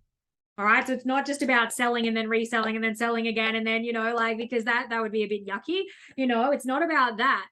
All right. But what we have, you know, a lot of our clients and what we have ourselves is that, you know, once people join at this level, they go and repeat, they do it again, because they're like, yes, like, you know, they feel such love and care and depth at this level, you know, because it's your creativity, it's your heart, it's your soul, it's your service, it's all of those pieces, you know, and it's a lot simpler than you think. So again, for anyone who is sitting there sweating, you know, reach out to me afterwards. All right. We can have a conversation. You know, it's not as, it's really, you know, if we're all braining it, you know, then it can be, I have no words now. It can feel really overwhelming. But I promise you, it's really not, you know, especially if you got the appropriate help and support, you know, to help you build out this amazing kind of model, you know, which, you know, can be working for you right now. All right. Do you want a $25,000 day? So this is Z. Z's the one who had the $40,000 day, like a week ago, like 2 weeks ago, a week ago. She should have some interesting figures coming out of, right now. So what is it? The date. So the 12th, 13th, 14th, I think that's Wednesday, Thursday, Friday. So today, no, sorry, this week. That's right. She pushed back a week. So the 19th, 20th, 21st. So right now, this 3-day period is a big sales push for her. Or, you know, she's got a few things going on. She just had a big event and is going for 35 clients going into her $3,000, $3,000 or $4,000. Let's have a look at that. So $1 times 35 equals. So this 3-day period should be $140,000 sales period. All right. So I'm actually straight after this, I'm having a meeting with her and hearing how it's all going. But literally, like, you know, like yesterday, yeah, it's big, right? Like, so yesterday, today, tomorrow, you know, is potentially $140,000 for her. Pretty good, right? And you've got to start somewhere. So, you know, if starting somewhere is $1,000 signature program and a $5,000 or $6,000 a year program, we start there. That's really normal, you guys. Like, it's a, you know, it's a bit of a jump here, right? But, you know, we getting the right help and support. Like, we train obviously people and help support people to do that, you know, and these are some of our amazing clients. So client Z, love her. Her strategy was all wrong, and so we built out this kind of model in her business. You know, she actually has 2 arms to her business. So what that means is, you know, I just drew, like, there's a big line down the middle. So she has, you know, one pathway here and one pathway here. She is actually turning it back into one single pathway instead of 2 pathways now, which is really exciting. And this $140,000 period, you know, is a part of that. So anyway, so she had 2 arms previous to pretty much like today, like now. Anyway, last year was a $300,000 plus year. It was over $300,000. And she was able to retire her partner in December. We'd worked together for probably 6 months. We started in May, so July, June, so probably like about 7 months we worked together, and by December she retired a partner, had a $300,000 year, has this business model working for her, and she came from hustling from low-dollar clients as well, because she comes from the disability sector where you're only allowed to charge sort of lower dollars, you know, and we were able to transform that and transform her existence, her life, as well as the life of the people around her. And obviously she's out there serving neurodivergent families, you know, so people who really need it. So there's a lot of heart in that, but she's allowed to make epic fucking impact as well as the income that goes with it. All right, you guys.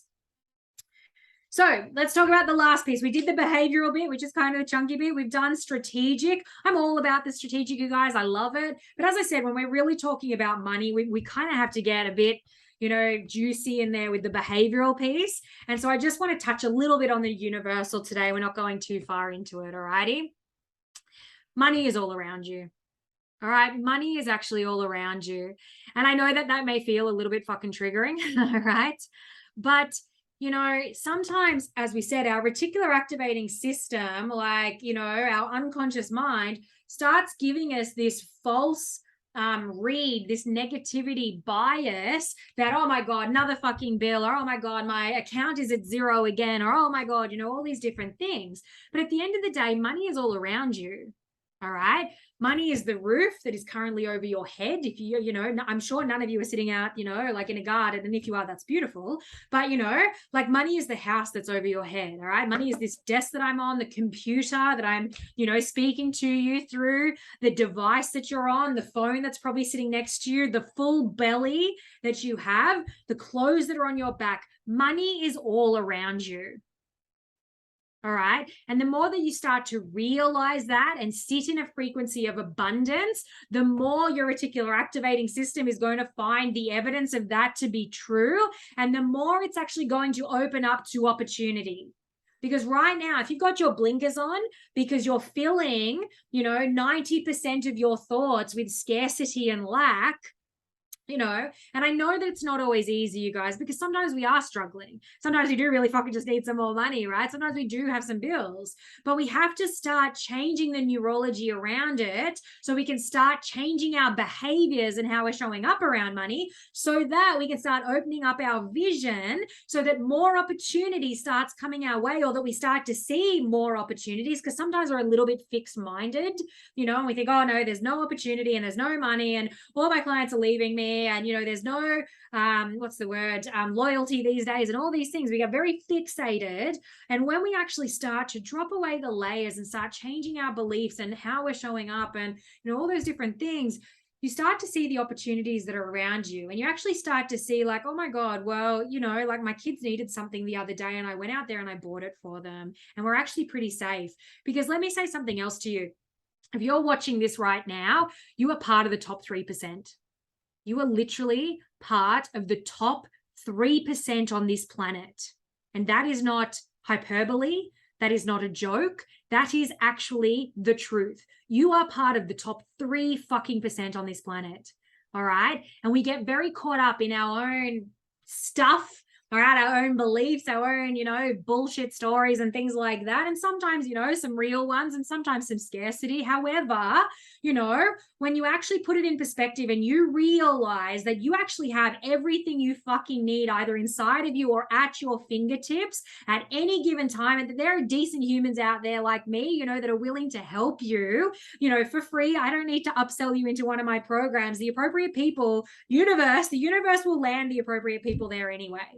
All right. But I want you to know that you literally have this help and support. And like, you're here in a free webinar right now, learning fucking 7-figure business strategies. Money is all around you if you just take the opportunities at hand. All right. And if you start to see, actually, like I'm sitting here at my desk, there's a lot of shit around me right now. There is like 2 packets of highlighters. There is like a speaker system, there's a microphone, there's some flowers, there's a bookshelf full of books. Like, this is all money. And it's the same for you. There's tissues, there's some rubbish over there. That was all money too, right? So you have to start changing the way in which you're showing up in your own reality. You have to start, this word. What is this word, everyone? Reprogramming your mindset so that, instead of it being 90% negativity bias around money, that actually, of those 60,000 thoughts that you're having a day, you're actually putting some positive input in there, some abundance input in there, some belief in there, that you're starting to change your own patterns and behaviors. All right. Because what's the, the definition of insanity is literally doing the same fucking thing day after day, week after week, month after month, year after year. If you're stuck in the same position you were in years ago, right? Like, oh my gosh, you know, we need to do something different to bring in something different. And as we learned today, it starts with the mind. And then on top of that, we put in the strategic pieces in place, because not all business models are made the same. Not all of them are set up for stackable wealth creation. And if that's your goal, financial safety and security, then, you know, we need to actually action some things that are going to get you there, because flogging yourself day after day, hustling for low dollar clients ain't going to cut it. It's that simple. All right. So start realizing how abundant money is. So client T, all right. So client T definitely, you know, had a lot of scarcity thinking. She thought, oh my gosh, like, you know, I don't have the time for this. I don't have the know-how, you know, my clients just won't pay that. Like, she had all of the, you know, the thinking you could possibly imagine playing into her mind, right? We did some of those diagnostic business tools like that, you know, we were just showing you before. We worked out the areas of her business that needed that little bit of extra love, rejigged her time, because, you know, there was definitely some leaky time buckets, leaky energy buckets, and therefore leaky money buckets going on.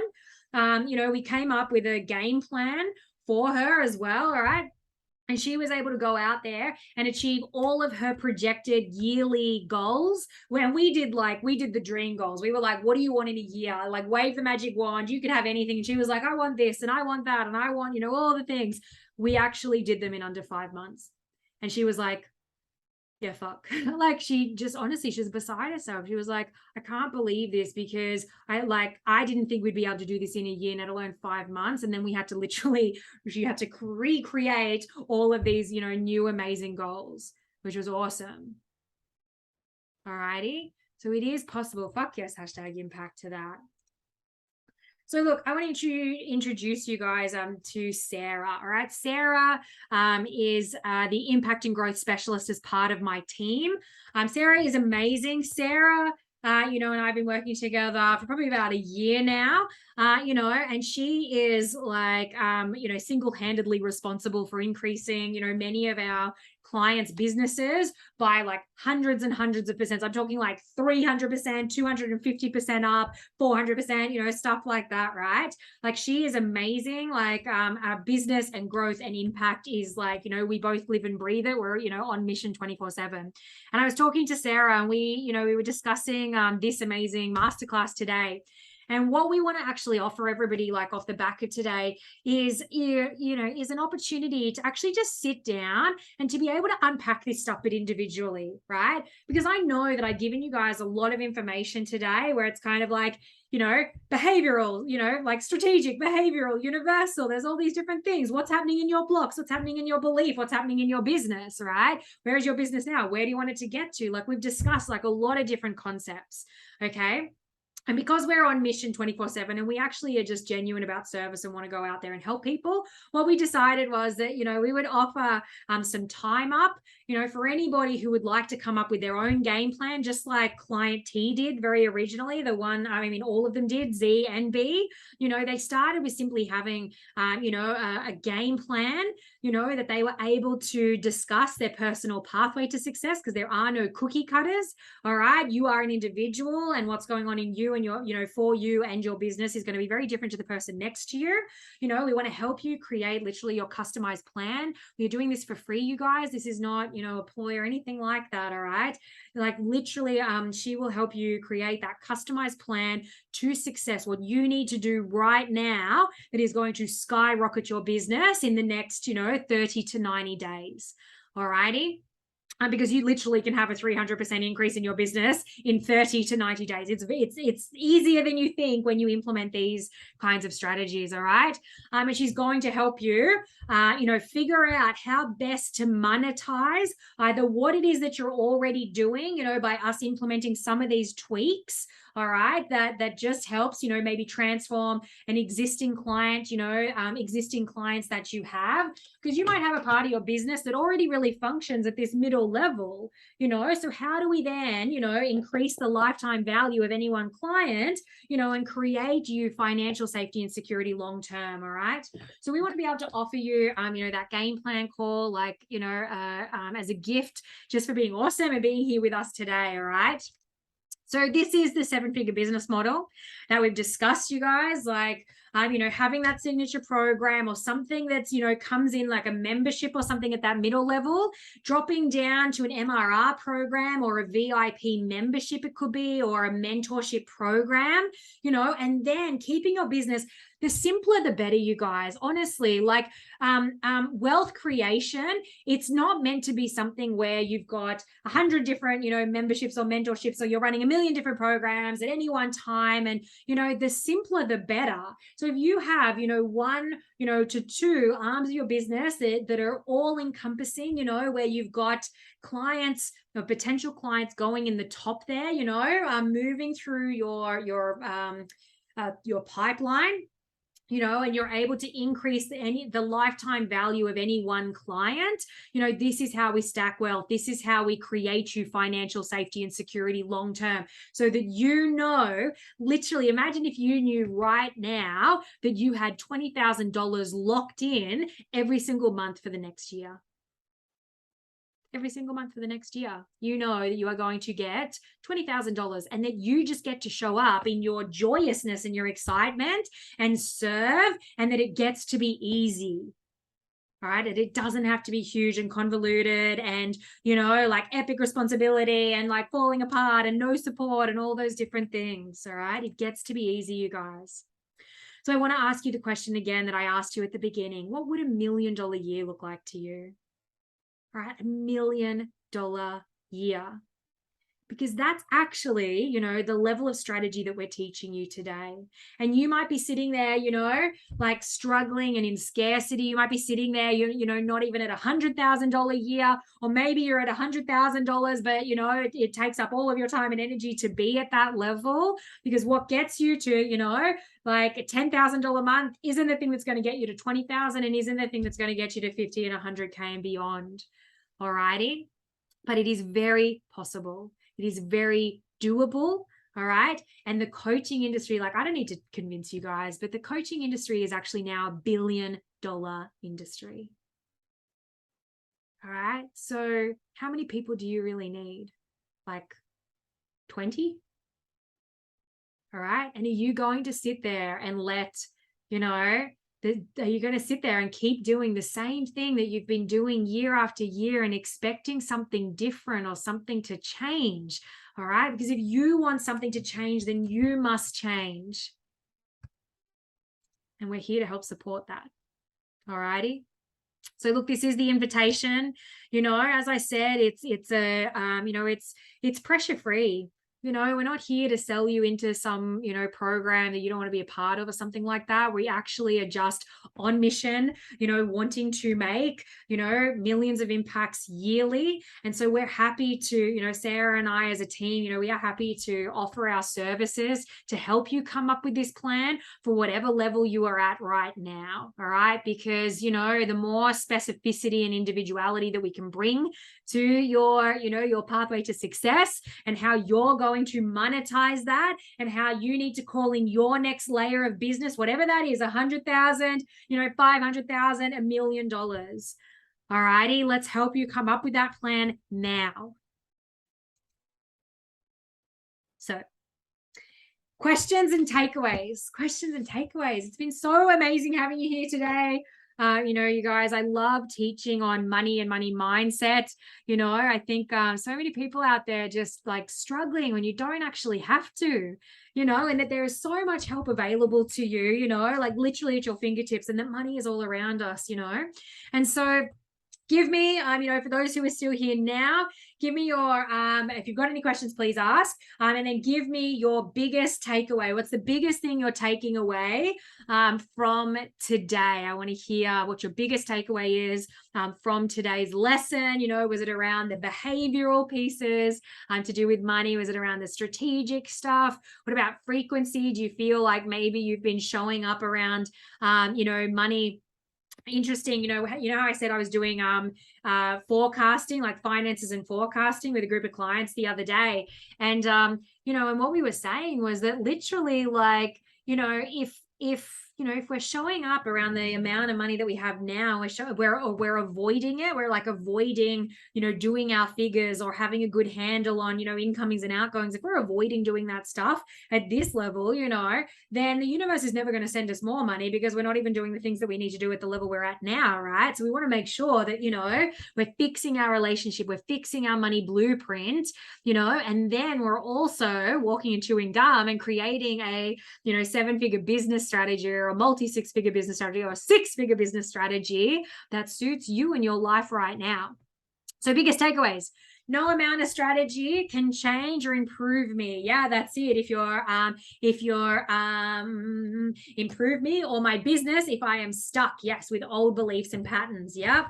And your beliefs become your thinking on repeat becomes your behaviors, and your behaviors become your patterns. Right. I always find that so fascinating, and that there are no new thoughts, that literally 90% of our thinking, we're literally thinking the same bullshit every single day. So if you're sitting there thinking I'm not worthy and I'm not enough and money is hard to come by and money doesn't grow on trees, everybody who has money is evil, you will keep thinking that day after day until you reprogram your mind and put in new input. All right. And shut down those conversations that are not of the frequency that you want to hold yourself in any longer. All right. Do not worry about, outshining others. Do not play small to keep other people safe. Fuck that. All right. This is your life and you are the star of it. All righty. Amazing, amazing. Do we have an impact figure? Tell me the impact figure that's there. Let me know what that is. I want to know how many impacts we've had so far in the chat box. Because as I said as well, if you're watching this on replay, hey, how's it going? Hello from the past. Amazing. Awesome. So we got 16 impacts while we're here today. So I'm going to double that already. So that's 32 impacts. That's 32 trees that we are going to plant as part of our global giving networks to help bring people out of poverty that are able to use those trees. I think they're avocado trees, which is amazing. Avocado. So they're avocado trees, and they're able to help bring their families up out of poverty by, having a business, implementing a business, which is awesome. We're all here for it. Education and business. That's what we want to do for the world. All right, you guys, amazing. If you are watching this back, give me some hashtag impacts as well, just in our messenger chat. That would be amazing, so we can add to that global giving network. But remember, before you go global, it is okay to want to change your life and your family's life first. You start there, and then when you're in safety, security, when you're in financial overflow and abundance, then you can start looking at, everything else that you might like to do. So much love to you. I am sure I will speak to all of you soon, and bye.